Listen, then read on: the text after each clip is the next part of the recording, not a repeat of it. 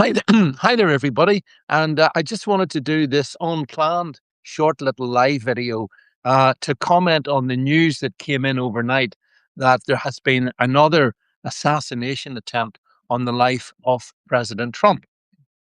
You may have seen it. It happened at the House Correspondents' Dinner last evening. Did you see the footage of it? So a gunman managed to get himself into the room. There were about 1,200 uh, people, I think, in the room. It's a very big gathering anyway of all the journalists. And this guy managed to get off some shots, but he was taken down by the security services. Morning, Michael, Kim, John, JD, Catherine. Good to see you all here, folks. So the shooter's been taken down, and I believe he's been. I'm not sure if he's been killed or not. And as is always the case in these moments, you're better not making too many claims because it all becomes clear. But certain things are obvious. Somebody did try. This guy did try to kill President Trump. And if he had, that's just the long and the short of it. And I noticed Trump afterwards said that just some lone wolf crazy. I don't think Trump's quite right. You can't keep having lone wolf after lone wolf try to kill you and just think that this is all individual cases. They may be at one level, but at another level, it's a pack. It's a pack of left wing wolves trying to take down the president. That's what it is.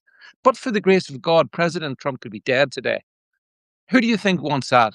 Well, I'll tell you who wants that. The political left in the states. If you've listened to the language that they have used, um, then violence is what they want. Some really great questions. John says, "How on earth do you smuggle a shotgun?" Yeah, apparently the guy had a shotgun into the hotel. Well, apparently, John, this guy was a resident in it was the Hilton Hotel, which was the same place where there was an assassination attempt on Ronald Reagan.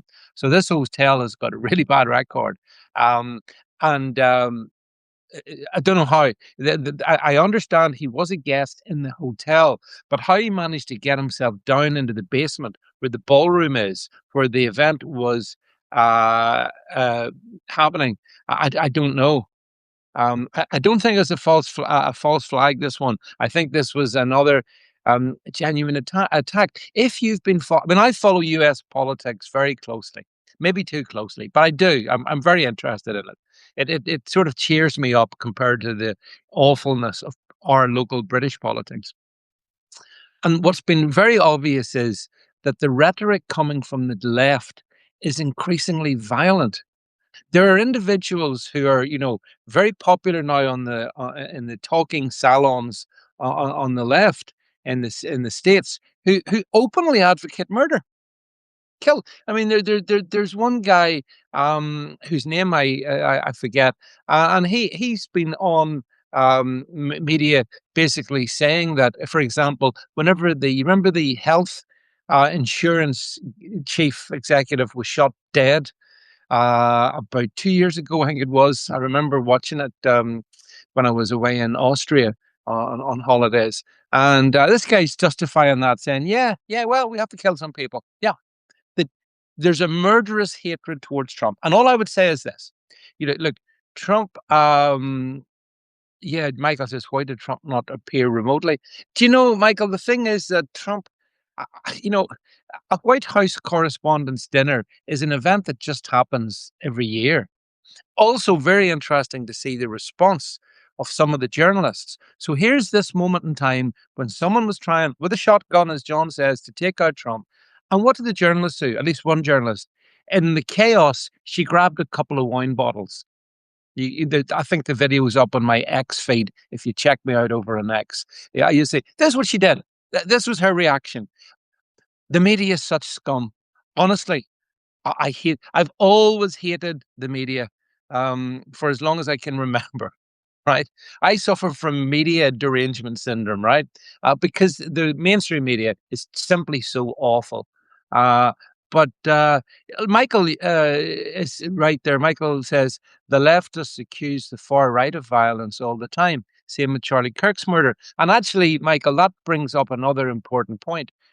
Erica Kirk was there, and she was videoed leaving kind of in tears, because obviously she'd watched her husband be murdered last year, and now she's sitting there, and potentially the president could have been murdered. The trauma that poor woman goes through, and then you've got absolute barking mad loons like Candace Owens saying, "Oh well, it was all a stitch up. Erica was behind it." And so I felt really bad for Erica Kirk, who was caught up in the melee as people basically fled the scene.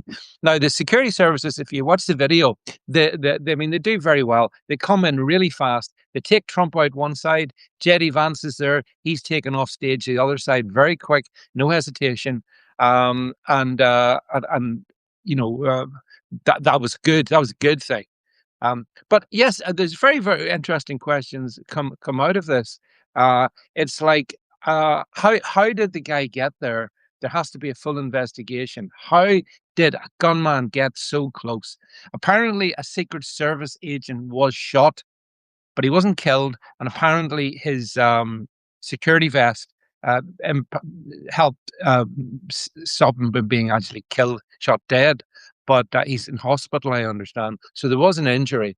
The guy who's done the murder, I'm not necessarily want to say his name, although I think it's pretty well known by now. He's apparently from California. He's a teacher from California. Can you imagine my surprise?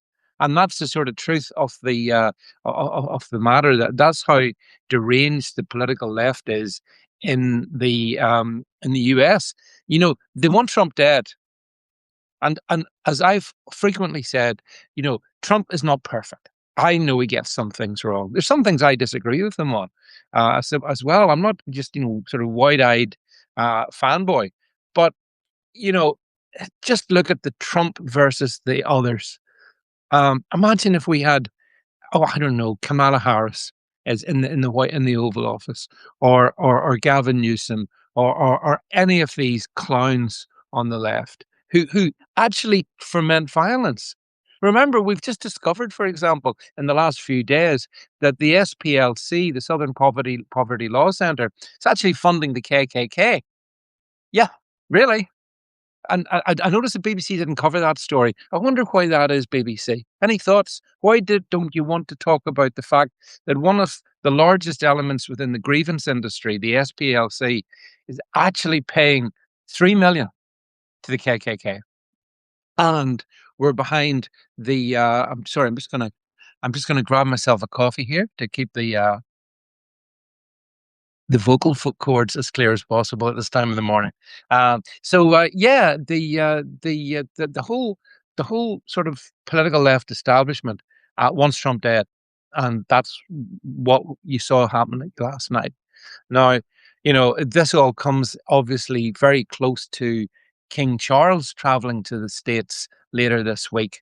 And I would imagine security will be now triple checked, because if this could happen at such an event last night, then you got to wonder, well, what could happen when Charles is in the UK, in the States. So there is that as well to consider.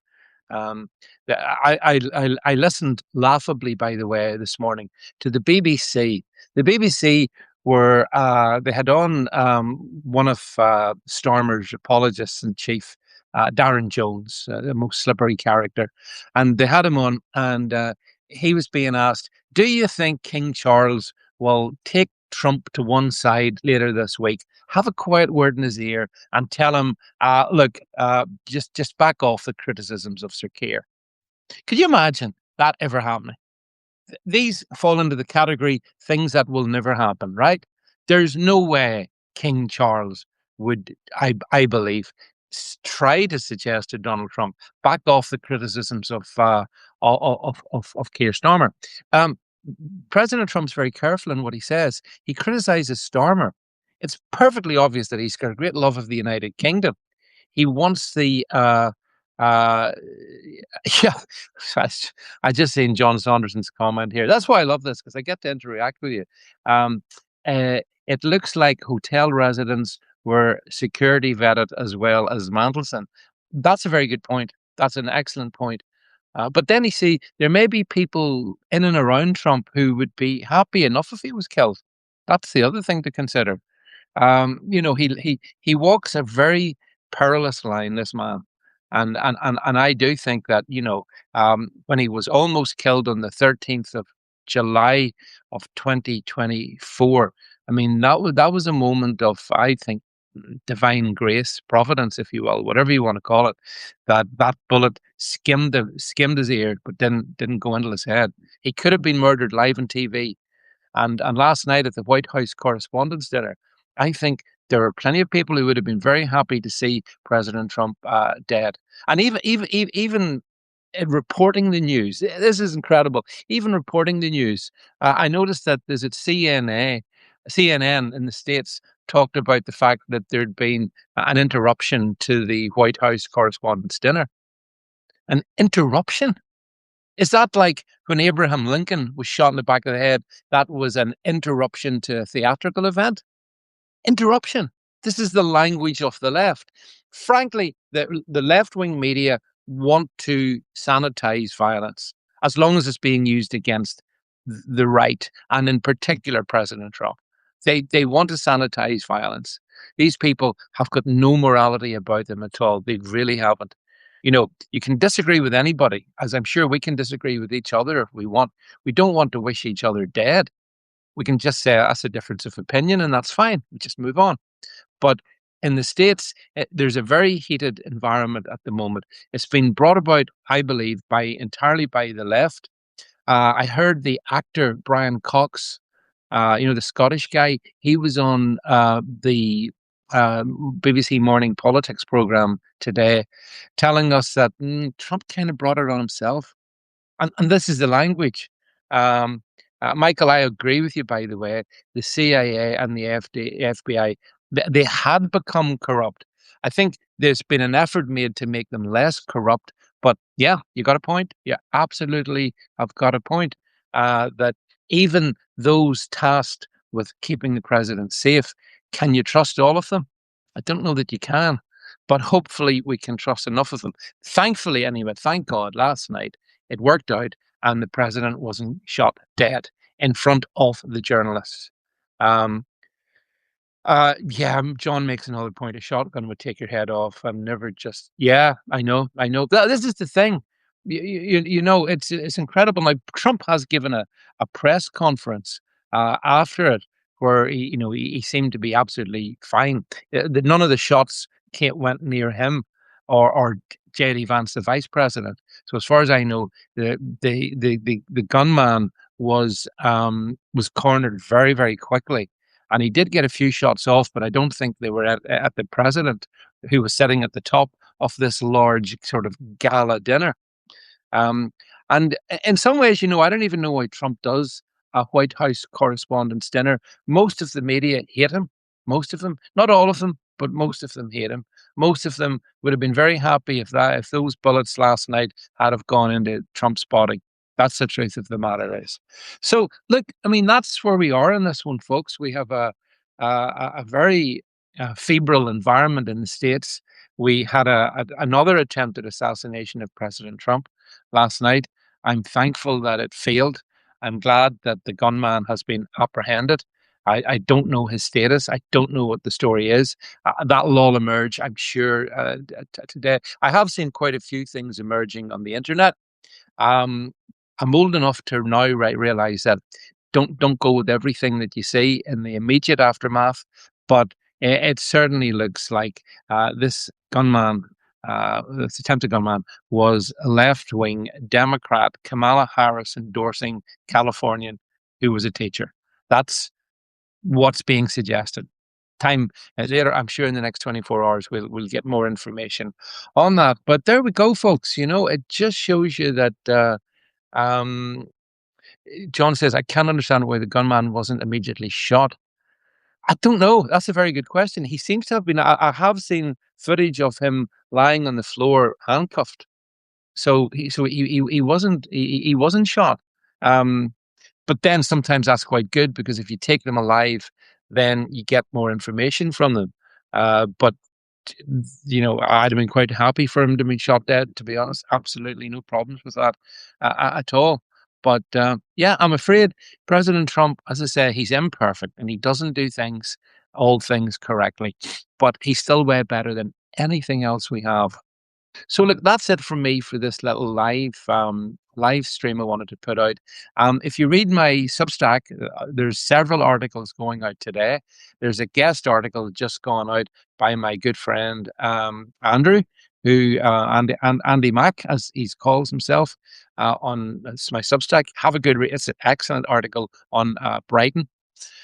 Read that, and then you'll see several stuff or other articles from me going out during the day as well. So it's a very busy day here on Substack. I hadn't planned to do this, but I seen obviously the news coming in, and I wanted to hop on to talk to you, my Substack audience. So thank you all so much for being here. I appreciate it's a Sunday morning.